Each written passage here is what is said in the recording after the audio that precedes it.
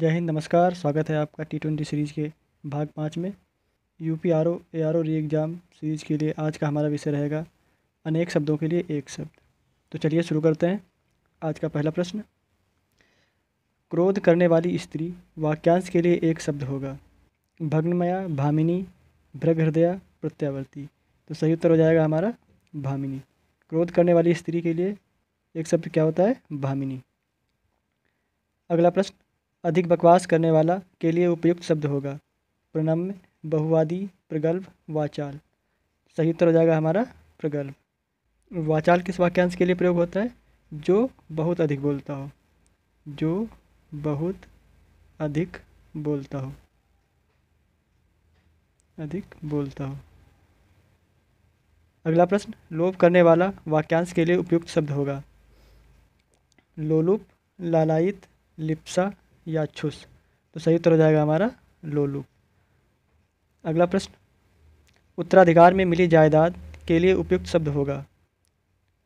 वागदान, धरोहर, पैतृक या रिक्त। तो सही उत्तर हो जाएगा हमारा रिक्त। पैतृक किसके लिए होता है? जो पिता से मिलने वाली जायदाद के लिए। पिता से मिलने वाली जायदाद के लिए। अगला प्रश्न, बाणों को रखने का साधन के लिए एक शब्द होगा। तितीर्ष, त्रिलाप, तुणीर, तकाबी। तो सही उत्तर हो जाएगा हमारा तुणीर। तकाबी क्या होता है? जब सरकार किसानों को उनकी मदद के लिए कुछ राशि देती है तो उसे क्या बोलते हैं? तकाबी बोलते हैं। जिस पर आक्रमण हो वाक्यांश के लिए एक शब्द होगा। आक्रांत, आक्रामक, आक्रांता, आततायी। तो सही उत्तर हो जाएगा हमारा आक्रांत। जिस पर आक्रमण हो उसके लिए क्या शब्द होता है? आक्रांत। आक्रांता क्या होता है? जिसने आक्रमण किया हो, या आक्रमण करने वाले को क्या कहते हैं? आक्रांता। अगला प्रश्न, हाथी की पीठ पर रखी जाने वाली चौकी के लिए उपयुक्त शब्द क्या है? हुआ, पालकी, काठी, हौदा। तो सही उत्तर हो जाएगा हमारा हौदा। अगला प्रश्न, नीचे दिए गए वाक्यांश के लिए एक शब्द बताएं। खाने से बचा हुआ जूठा भोजन। तृणभोजी, अखाद्य, उच्छिष्ट, शाक्त। तो सही उत्तर हो जाएगा हमारा उच्छिष्ट। खाने से बचा हुआ जूठा भोजन के लिए कौन सा शब्द प्रयोग होता है? उच्छिष्ट। अगला प्रश्न, जिस स्त्री के पुत्र व पति ना हो के लिए शब्द। विधवा, विधुर, आवारा या अवीरा। तो सही उत्तर हो जाएगा हमारा अवीरा। विधवा क्या होता है? जिसका पति मर गया हो। विधुर किसके लिए प्रयोग होता है? जिसकी पत्नी मर गई हो। अगला प्रश्न, निम्नलिखित में से गलत जोड़ा कौन सा है? तारों भरी रात, विभावरी। जो आसानी से प्राप्त किया जा सके, प्राप्य। स्त्री के वश में रहने वाला, स्त्रैण। चांदनी रात, शर्वरी। तो कौन सा इसमें ऑप्शन गलत है?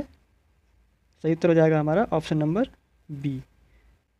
इसमें प्राप्य क्या है? गलत है। इसके लिए हमारा सही उत्तर क्या हो जाएगा? सुग्राह। क्या हो जाएगा? सुग्राह। सुग्राह। अगला प्रश्न, इनमें से कौन सा जोड़ा गलत है? मरने की इच्छा, मुमूर्ष। मर जाने की कामना, मुमूर्षा। हमेशा घूमते रहने वाला, आवारा। जिसे मोक्ष प्राप्त करने की इच्छा हो, मुमुक्ष। तो सही उत्तर हो जाएगा इसमें आवारा। आवारा क्या है? इसमें गलत है। हमेशा घूमने वाले को क्या कहते हैं? यावर। क्या कहते हैं? यावर। आवारा किसे कहते हैं? जो बिना मतलब के घूम रहा हो, जिसका कोई उद्देश्य ना हो। अगला प्रश्न, जो दूसरे के अधीन हो के लिए उपयुक्त शब्द। परतंत्र, स्वतंत्र, गुलाम या पराधीन। तो सही उत्तर हो जाएगा हमारा पराधीन। अगला प्रश्न, निम्नलिखित में से गलत जोड़ा पहचानो। निम्नलिखित में से गलत जोड़ा पहचानो। माघ फागुन में पड़ने वाली ऋतु, शिशिर। अगहन और पूस में पड़ने वाली ऋतु, हेमंत। जो कम खर्च करता हो, अपव्ययी। मस्तक पर धारण करने वाला, सिरोधार। तो पहला ऑप्शन क्या है? शिशिर सही है। ऑप्शन नंबर 2 क्या सही है? ऑप्शन नंबर 3 जो कम खर्च करता हो उसे क्या बोलते हैं? मितव्ययी। इसे क्या बोलते हैं? मितव्ययी। तो इसमें क्या है? गलत पूछा गया, तो सही उत्तर हमारा क्या हो जाएगा? Option number 3। अगला प्रश्न, ऐसा काव्य जिसमें गद्य पद्य का मिश्रण हो। कविता, संहिता, चंपू या नाटक। सही उत्तर हो जाएगा हमारा चंपू। अगला प्रश्न, अधिक समय तक जीते रहने को इच्छुक के लिए एक शब्द है। जिज्ञासु, जिजीविषु, जिगीष, जितेंद्री। सही उत्तर हो जाएगा हमारा जिजीविषु। अगला प्रश्न, पर्वत के नीचे की तलहटी भूमि के लिए एक शब्द बताएं। उपत्यका, परित्यक्ता, आदित्यका, परिभोक्ता। तो सही उत्तर हो जाएगा हमारा उपत्यका। यहाँ पे समझ लेते हैं, जैसे ये मान लीजिए पर्वत है, पर्वत के नीचे की तलहटी भूमि को क्या कहते हैं? उपत्यका कहते हैं। और जो पर्वत के ऊपर जो समतल भूमि होती है उसे क्या बोलते हैं? आदित्यका बोलते हैं। क्या बोलते हैं? आदित्यका।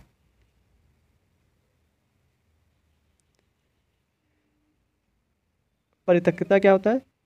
वह स्त्री जिसको उसके पति ने त्याग दिया हो, उसे क्या बोलते हैं? परित्यक्ता बोलते हैं। अगला प्रश्न, जो गणना के अयोग्य हो के लिए उपयुक्त शब्द। अनगिनत, नगण्य, अगणनीय या निषिद्ध। सही उत्तर हो जाएगा हमारा नगण्य। अगला प्रश्न, जिसके हृदय में ममता ना हो, वाक्यांश के लिए एक शब्द बताइए। ममत्व, निर्दय, निर्मम, निर्दयी। तो सही उत्तर हो जाएगा निर्मम।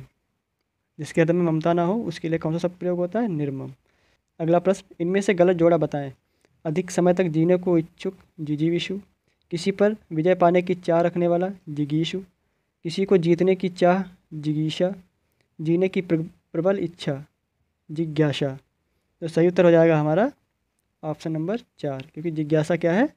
गलत है। इसके लिए हमारा कौन सा शब्द प्रयोग होता है? जिजीविषा, जो भी हम पिछले क्वेश्चन में पढ़ चुके हैं। अगला प्रश्न आपके लिए, जंगल की आग के लिए एक शब्द बताएं। दावानल, बड़वाग्नि, दावाग्नि या कोई दो। अपना उत्तर हमें कमेंट के माध्यम से बता सकते हैं। वीडियो अगर पसंद आया हो तो चैनल को लाइक, शेयर और सब्सक्राइब करें। धन्यवाद।